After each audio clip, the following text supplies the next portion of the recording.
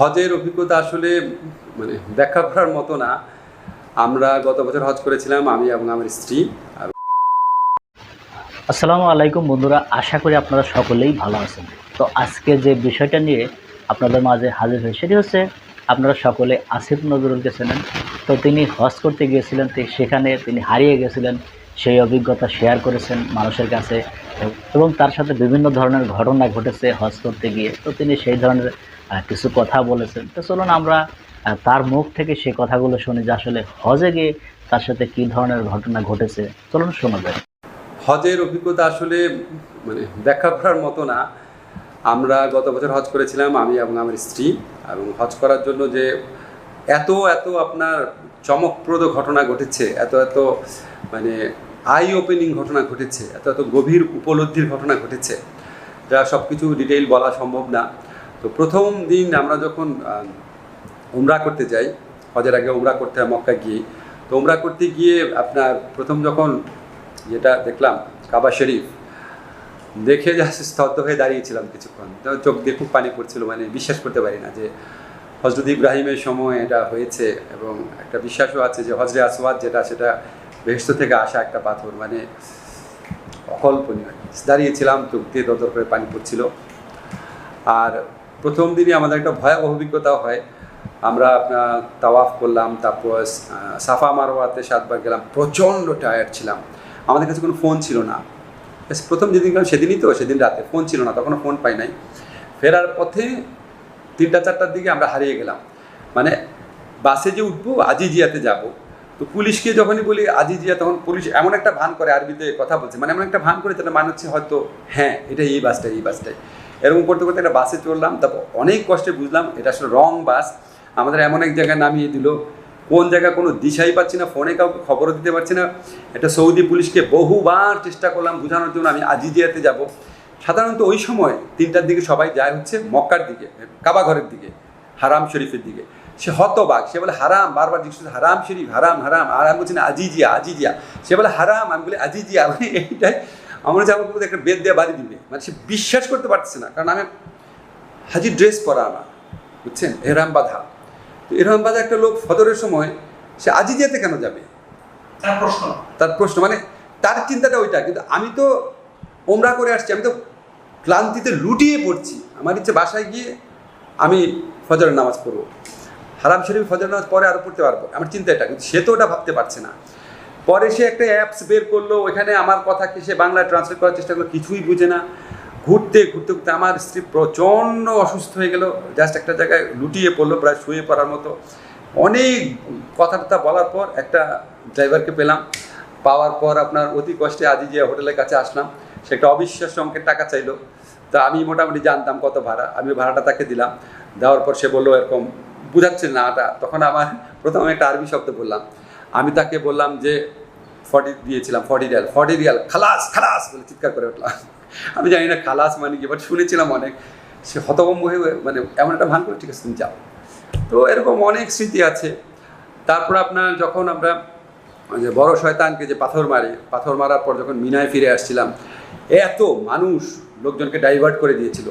আমরা টোটাল 4 ঘন্টা হেঁটেছিলাম, মাঝখানে একটু থেমে থেমে হয়তো খুব বেশি 20-30 মিনিট বিরতি নিয়েছি। 4 ঘন্টা হেঁটেছিলাম, বাট খুব একটা খারাপ লাগেনি। আমি চিন্তা করতে পারি না যে আমি 4 ঘন্টা হাঁটতে পারি, বিশেষ করে আমার ওয়াইফ 4 ঘন্টা হাঁটতে পারে, চিন্তা করতে পারি না আর কি। তো মানুষের প্রতি মানুষের যে ভালোবাসা সেটা দেখেছি। আর একটা জিনিস কি আমার মনে হয়, যারা হজ করতে যাবেন তাদের হজ করতে যাওয়া উচিত। আমি কিন্তু ওখানে কোনো সেলফি টেলফি তুলি নাই। যখন মিনার থেকে ফেরত আসছি তখন প্রথম আমি মোবাইলে ছবি নিয়েছি, আমি সর্বান্তকরণে চেষ্টা করেছি হজের সময় আমি কোনো সেলফি তুলবো না, মোবাইল দেখবো না। মোবাইলে নিউজ দেখতাম, ফেসবুকে দেখতাম না, কোনো পোস্টও দেই নাই। এখন আপনার দেখি হজ করতে যায়, ওখানে গিয়ে কি সোনা কিনলো নাকি শপিং করলো, সেলফি তুললো, ঘুরতে ছবি দিল। ভাই আপনি এরকম কাবা ঘরের সামনে যারা আপনি তাওয়াফ করতেছেন, আপনার মনে সেলফি তোলার চিন্তা আছে কিভাবে? আপনি একটা ভিডিও করেন কিভাবে? ওখানে হজ করতে যাওয়ার মধ্যে দেখি সোনা কিনবেন, গয়না কিনবেন, এই চিন্তা আসে কিভাবে? হজ করতে গেলে হজ করতে যান, ঘুরতে গেলে ঘুরতে যান। হ্যাঁ, আর আমি যেটা বুঝি, হজ হচ্ছে আপনাকে আপনি আমাদের মহানবীর সব সাল্লাল্লাহু আলাইহি ওয়াসাল্লামের সব পবিত্র সব জায়গা দেখছেন, আপনি হেরা গুহা দেখছেন, আপনি যে ভিজুয়ালাইজ করছেন একটা মানুষ এত কষ্ট করতো এই গরমের মধ্যে, এত উঁচু একটা পাহাড়ে গিয়ে উনি ধ্যান করতো কেন? কি আশ্চর্য! উনি একটা সম্পদশালী মানুষের হাজব্যান্ড হলেন, এটা তখন ওনার সন্তান ছিল সবাই, কন্টেন্টফুল একটা লাইফ হওয়ার কথা, বড় ফ্যামিলির। উনি কিসের জন্য উনি দিনের পর দিন 3 দিন 4 দিন ওইটা ওই একটা ছোট্ট গুহা, আপনার 2 জন মানুষও শুতে পারবে না, কেন ওখানে গিয়ে থাকতেন? কিন্তু নর্মাল মানুষ ছিল না। তারপর আপনার আমি ওখানে যাওয়ার আগে প্রফেটের অনেক জীবনী পড়েছি। আমার কাছে মনে হয়েছে আমরা শুধু প্রফেটকে প্রফেট হিসেবে দেখাই। উনি একজন অনেক বড় সেনানায়ক ছিলেন। উনি আলেকজান্ডার নেপোলিয়নের চেয়ে কম বড় সেনানায়ক ছিলেন না। উনি অনেক বড় একজন ওয়ার স্ট্র্যাটেজিস্ট ছিলেন। উনি অনেক বড় একটা দেশনায়ক ছিলেন, দেশ পরিচালক ছিলেন। উনি কীভাবে দেশটা চালিয়েছেন? উনি মদিনাতে গিয়ে কীভাবে ইহুদি সম্প্রদায়ের সাথে শান্তিপূর্ণ সম্পর্ক করেছেন? ওনার মদিনা সনদ। উনি একজন হিউম্যান রাইট অ্যাক্টিভিস্ট ছিলেন, উনি রিফর্মিস্ট ছিলেন। এরকম একটা সোসাইটিতে আমরা কত ফালতু কথা, ফালতু আলোচনা আনি, যেখানে মেয়ে হলে অনেক দরিদ্র পরিবারের মেয়েকে পুঁতে ফেলে, যেখানে 400-500 দেবদেবী, এবং ওই দেবদেবী হচ্ছে তৎকালীন কুরাইশ বংশ আছে, তাদের অর্থ প্রতিপত্তি এবং তাদের সমস্ত শক্তিমত্তার উৎস উনি সব নাকচ করে দিলেন। আপনি চিন্তা করতে পারেন? আমরা এই সরকারের আমলে একটা কথা বলতে 50 বার চিন্তা করি, আর উনি সরকার কেন পুরা সমাজ ব্যবস্থার বিরুদ্ধে বলে নো, উনি সব ধ্বংস করো, উনি সব মিথ্যা। আপনি চিন্তা করতে পারেন? ও মাই গড! আমি আমি যখন গেছি আমার কাছে মনে হচ্ছে আমি উনার জায়গাগুলো দেখব। তারপর তাওয়াফে যেখানে ওনাকে রক্তাক্ত করা হয়েছিল, উনি খেজুর বাগানে আশ্রয় নিয়েছেন। তো আমার একটাই দুঃখ, আমি আপনাকে বলে বোঝাতে পারবো না। আমার মনে হয়েছে কি যে হজ করে আসার পর আমি আরও অনেক অনেক ডিপলি ইবাদত করতে পারবো, এটা আমার আশা ছিল। আমি ততটা পারি না, এটা আমার প্রচণ্ড কষ্ট লাগে, প্রচণ্ড কষ্ট লাগে আমার। আমি জাস্ট হজ করতে গেছি যে আমি তো দুনিয়া কম দেখলাম না, অনেক দেশে গেছি, অনেক পড়াশোনা করেছি, অনেক মানুষের সাথে ইন্টারাক্ট করেছি। পৃথিবীতে আলটিমেট শান্তি হচ্ছে আপনি যদি স্রষ্টাকে ফিল করতে পারেন, আপনি যদি ফিল করতে পারেন যে আপনার এই জীবন শুধু আপনার জন্য না, অন্য মানুষের জন্য। আল্লাহ আপনাকে যতটুকু দিয়েছে সেটা দিয়ে আপনি অন্য মানুষের সেবা করেন, ভালো কাজ করেন, মানুষকে সুখী করেন। মানুষের সুখী চেহারা দেখার চেয়ে বড় আনন্দ আর কিছু হয় না। আমার মাঝে মাঝে দুঃখ লাগে এই দেশে যারা শাসক আছে, আহারে আপনারা কি দুর্ভাগা! কত মানুষের দোয়া পেতে পারেন, কত মানুষের মুখে হাসি ফোটাতে পারেন।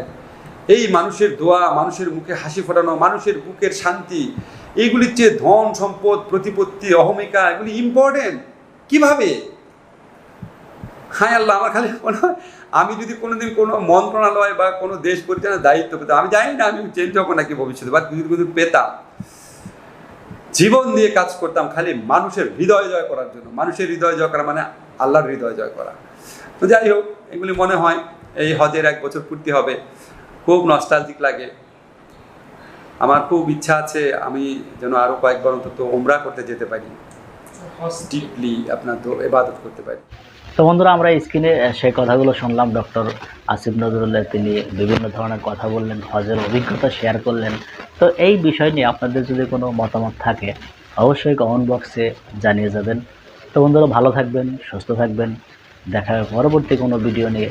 সে পর্যন্ত ভালো থাকুন, আল্লাহ হাফেজ।